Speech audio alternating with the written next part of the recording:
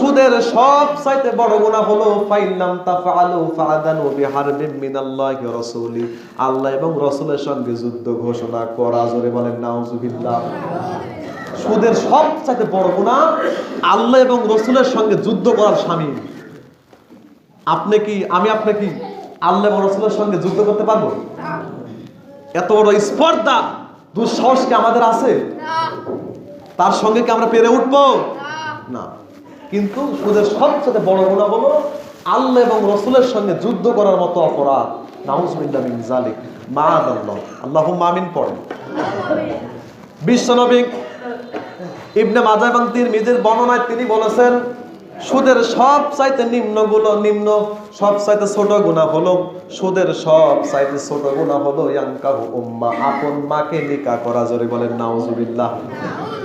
সুদের সবচাইতে ছোট গুনাহ হলো আপন মাকে নিকাহ করা, আপন মাকে বিবাহ করা। নাউজুবিল্লাহ পড়েন।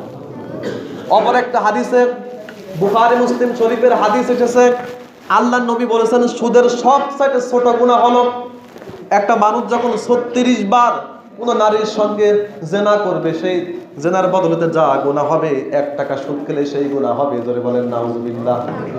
36 বার জেনা করলে যে গুনাহ হবে, একজন নারীর সঙ্গে অবৈধভাবে জেনা করলে যে গুনাহ হবে, 1 টাকা সুদ খেলে সেই গুনাহ হবে। এত বড় নিকৃষ্টতম উদাহরণ আল্লাহ তাআলা আল্লাহ নবী আমাদেরকে দিয়েছেন এই সুদের ব্যাপারে।